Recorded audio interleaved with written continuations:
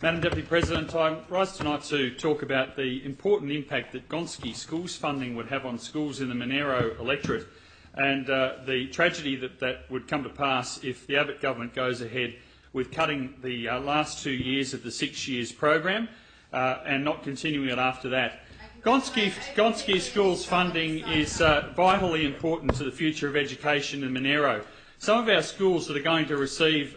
large increases in funding, enabling them to deliver the world's best education to their students, include the Monaro High School, which out of the Gonski funding over 6 years would receive just over $2 million extra in funding. Caraba High School, which would receive $3.4 million in additional funding from 2013 to 2019.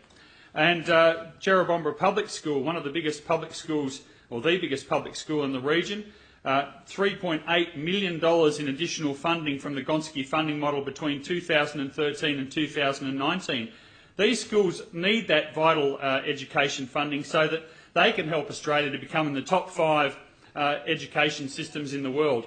And it is a tragedy that we're seeing from the Liberals and Nationals at a federal level the decision to cut this funding from 2017.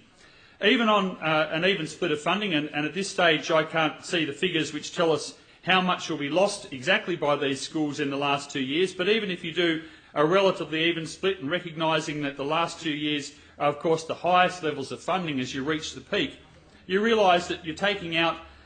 from the entire Monaro electorate over $5 million a year from local public schools, and that would be an absolute tragedy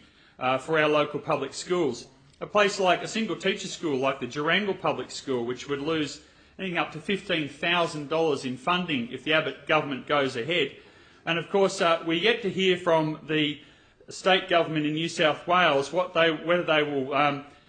go back to the $1.5 billion funding cut that they announced before the Gonski model was introduced and which they then put back as their matching funding. We need assurances that that money is going to stay in place. It's simply not good enough for the Liberals and Nationals to make kids in the Monaro region suffer because of their ideological bent on cutting funding for public schools. Australia needs the skills that are developed in our public schools, and we need the opportunities. We enjoy in New South Wales one of the highest living standards in the world, but if we don't invest in education, then we are condemning our children and grandchildren to lower standards of living over the longer term as we compete with the rest of the world on the basis of low wages instead of better skills, and that is something that none of us can afford to do. Now, on top of the federal budget announcements on school funding, we've also seen a really detrimental decision to allow the deregulation of university funding. Now, for a family in a rural area, it is expensive enough. It is expensive enough already to send their kids off to education at universities. If we see deregulation of fees, and very importantly and very negatively, any decision which puts up the interest rate on HECS payments from its current rate, which essentially is keeping the same real level of debt to a level of debt where it would increase over time, then we are going to see people taking decisions not to pursue university educations, particularly from country areas, because they simply will not want to go into the level of debt which they will accumulate over that time. That is a negative decision for all of our state and for our nation, and it is one which should be strongly resisted. And I do hope that the Labor Party and the Greens in the Senate are able to block that measure. It would be an absolute tragedy if that was to go ahead. I am a parent with 2 children at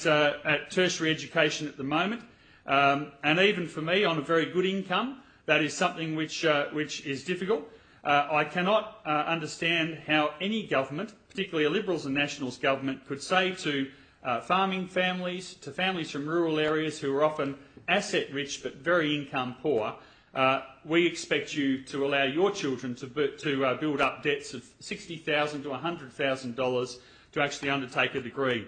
What we're seeing from the Abbott Government is an absolute tragedy for education in this state. It would, if they are allowed to go ahead with these measures, be a tragedy for families in the Monaro, and we cannot count on Liberal and National members at state and federal levels to do enough to stand up to this outrage for education.